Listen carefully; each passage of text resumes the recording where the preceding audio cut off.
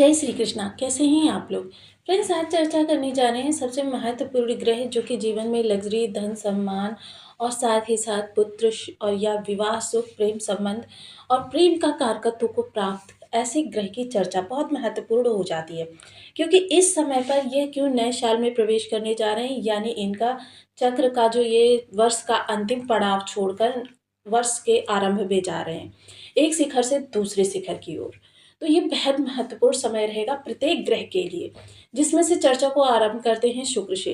शुक्र बहुत ही महत्वपूर्ण ग्रह हैं और जीवन में धन, मान, सम्मान, साथ ही साथ देखिए, मैंने जैसे बता रखा है आपको कि आपको धन देने के लिए प्रत्येक ग्रह महत्वपूर्ण होता है। हर ग्रह के पास अपने तरीके की पावर होती है जिसके आधार पर वो आपको धन प्रदान करता है।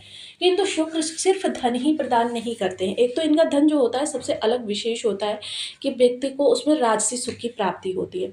दूसरे इनके विशेषता ये भी होती है कि प्रत्येक ग्रह आपको धन तो दे देता है, लेकिन उसका भोग किस तरीके से किया जाए, यानी कि आपको उसके भोग की पावर जो होती है वो सिर्फ शुक्र के माध्यम से ही प्राप्त होती है।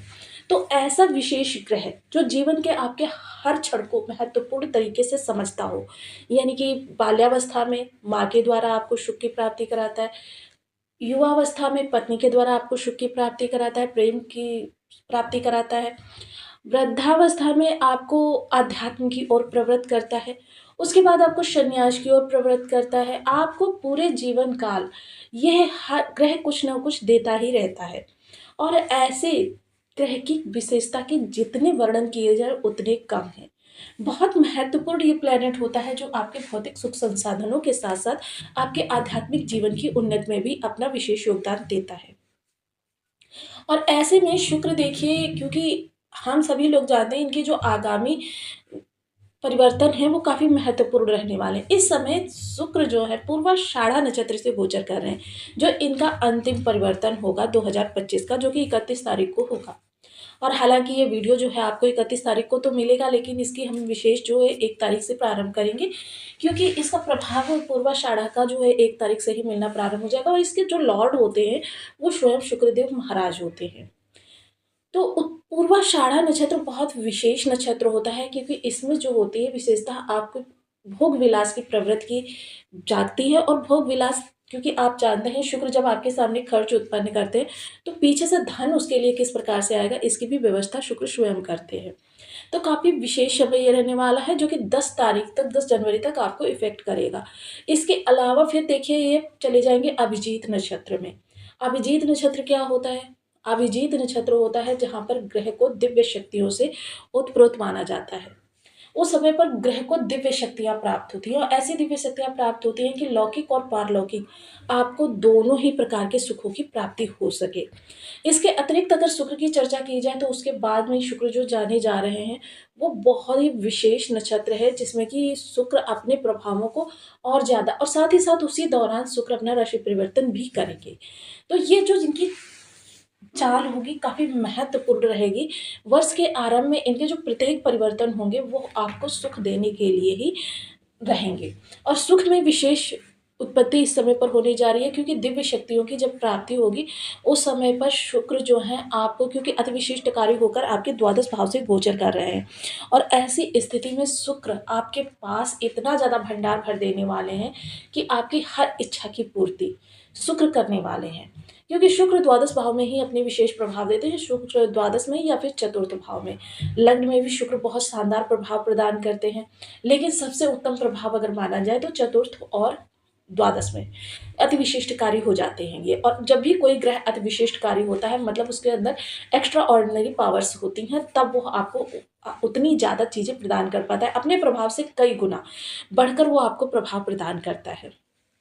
तो यहाँ पर यह बहुत ही विलक्षण रूप लेने जा रहे हैं, जो कि आपके लिए एक परिवर्तनकारी समय का निर्माण करने जा रहे हैं।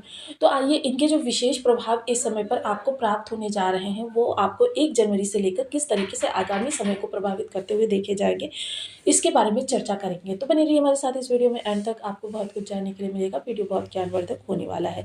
यदि आपके लग्न में यानी कुंडली के प्रथम भाव में 10 नंबर बना हुआ है तो ये राशिफल आपके लिए।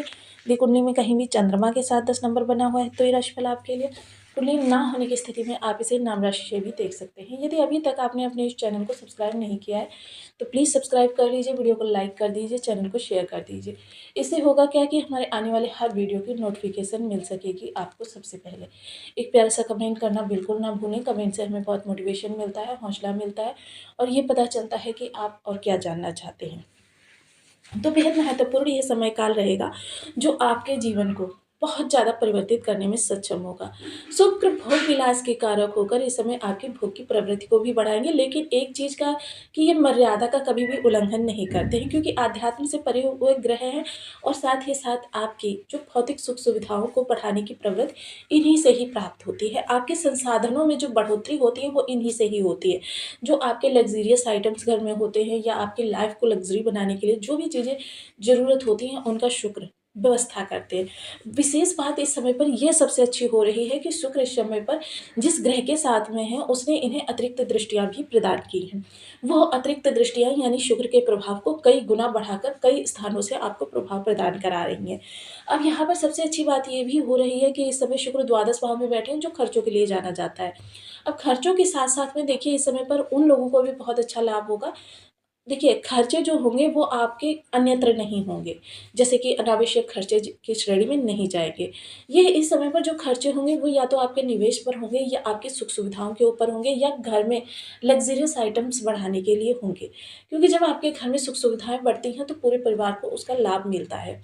साथ ही साथ इस समय खर्चे जो बढ़ेंगे वो आपके इन्वेस्टमेंट में या कीमती ऑर्नामेंट्स में।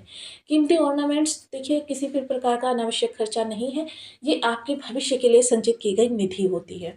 आप आज के दौर में अगर हम चर्चा करें तो काफ़ी महत्वपूर्ण और भी समय निकल कर आ रहा है, क्योंकि जब सभी ग्रह इसी तरीके से राशि परिवर्तन करते हुए एक एक करके जब मकर राशि में आएंगे तो बहुत अच्छा प्रभाव मिलने वाला है। वही पूर्वाषाढ़ा की अगर विशेषताओं का वर्णन मैं करूँ तो पूर्वाषाढ़ा नक्षत्र जो होता है यह देखिए आपके सिंह राशि से प्रारंभ होता है। सूर्यदेव महाराज भी यहीं पर विद्यमान है, जिसकी वजह से क्या है कि सिंह राशि में जब तब आपके अंदर एक आत्मविश्वास प्रबल होगा और जब आत्मविश्वास प्रबल होगा आपकी खुशियों में वृद्धि होगी, तो ऐसा व्यक्ति जो होता है उस लक्ष्य की भी प्राप्ति कर लेता है जो लक्ष्य बहुत दुर्गम होता है। ऐसा विशेष समय आपको जो प्रभावित करने जा रहा है, यानी असाध्य से असाध्य कार्य जिनको देखकर लोग एक बार को भयभीत हो जाते हैं, ऐसे कार्यों को बढ़ाने में शुक्र का विशेष इस समय पर आपको लाभ प्राप्त होता हुआ दिखाई देगा। इस समय पर शुक्र आपकी सिर्फ भौतिक सुख सुविधाओं को नहीं बल्कि आपके कार्य क्षेत्र के लक्ष्य को भी देखेंगे, क्योंकि आपके कार्य क्षेत्र के स्वामी होते हैं। तो काफ़ी महत्वपूर्ण यह गोचर रहने वाला है जो आपके जीवन को प्रभावित करता हुआ आपके नव वर्ष में जो शुरुआत है वो बहुत शानदार और विस्फोटक तरीके से करने जा रहा है। इसके अतिरिक्त इसका द्वितीय नवमांश जो होगा वो आपके कन्या का होगा। कन्या के स्वामी के साथ भी शुक्र की बहुत अच्छी बाउंडिंग होती है, जहाँ पर ये लक्ष्मी नारायण नामक राजयोग का निर्माण करते हैं। बुध देव के साथ इनकी युति हो रही है, जिसकी वजह से इनके प्रभाव में और विशेष वृद्धि हो रही है। और शुक्र यहाँ पर क्योंकि बुध देव जो होते हैं फाइनेंस को आपके प्रदर्शित करते हैं। अब शुक्र यहाँ पर बुध के प्रभाव में आकर फाइनेंस को आपके डेवलप करेंगे और फाइनेंस संबंधी जो भी आपकी चीज़ें होंगी इस समय पर उनको री-एस्टैब्लिश करने का कार्य करने जा रहे हैं शुक्र और बुध मिलकर। तो यहाँ पर आपके फाइनेंस संबंधी जो भी, जैसे चाहे आप आजीविका के संबंधी कोई कार्य कर रहे हैं, इसका सीधा सीधा प्रभाव जो है आपकी आजीविका पर पड़ता हुआ देखा जाएगा। तो आपकी एक्टिविटीज़, आपकी सोच के समझने की शक्ति और आपकी चीज़ें जो है इन्हेंस होती हुई देखी जाएगी। सब कुछ इस समय धन से जुड़ा हुआ होने वाला है और धन से संबंधित चीज़ें जो आपको प्राप्त होंगी वो आपके प्रभाव में और ज़्यादा कई गुना तक वृद्धि करने वाली सिद्ध होने जा रही हैं। इस समय आपके जीवन में एक मांगलिक कार्यक्रम कह सकते हैं या आपके उत्साहवर्धन के लिए इस शुभ कार्यक्रम, जैसे कि आप इस समय सत्यनारायण की कथा करवा सकते हैं या इसके अलावा आप पर्यटन के लिए तीर्थ स्थानों पर जा सकते हैं, अपने माता-पिता या परिवार के किसी ज़िम्मेदार व्यक्ति को भेज सकते हैं। तो ये चीज़ें आपको बहुत अच्छी इस समय पर प्रभाव देती हुई देखी जाएँगी, यानी कि शुक्र के प्रभाव में कई गुना तक वृद्धि कर देंगी। इसके अलावा देखिए इस समय आपका भौतिक संसाधन जो देखिए आपके इस समय पर सप्तम दृष्टि की अगर चर्चा करूँ तो इस समय आपको थोड़ा-सा अपने कंपटीटर पर से ध्यान नहीं हटाना है। कंपटीटर पर भी अपना पूर्ण फ़ोकस रखना है। हालाँकि देखिए शुक्रदेव महाराज का प्रभाव ऐसा रहने वाला है, जबकि आप अपने प्रभाव को और ज़्यादा बढ़ाते हुए देखे जाएँगे। अब इसके बाद में अगर हम आ जाएँ तो दूसरे नवमास पर, तो ये तुला का नवमास होगा जो कि बैलेंस का नवमास है। ये आपके कार्य क्षेत्र और आपके परिवार, आपके सोशल सपोर्ट और आपकी जो मित्र मंडली होती है, इन सभी के बीच में एक बैलेंस बनाने का कार्य करेगा। साथ ही साथ आपके जो खर्च है, मोस्टली जो भविष्य के खर्च है, भविष्य के खर्च और इस समय के खर्च दोनों को एक पैमाने पर परखेगा। और पैमाने पर परखने के बाद में कि आपके भविष्य के लिए कितना संचयन होना चाहिए, कि ताकि आपको उस समय पर किसी भी प्रकार की दिक्कत ना हो सके, क्योंकि शुक्र जो होते हैं वो आपके सबसे योग कारक प्लेनेट होते हैं मकर राशि के।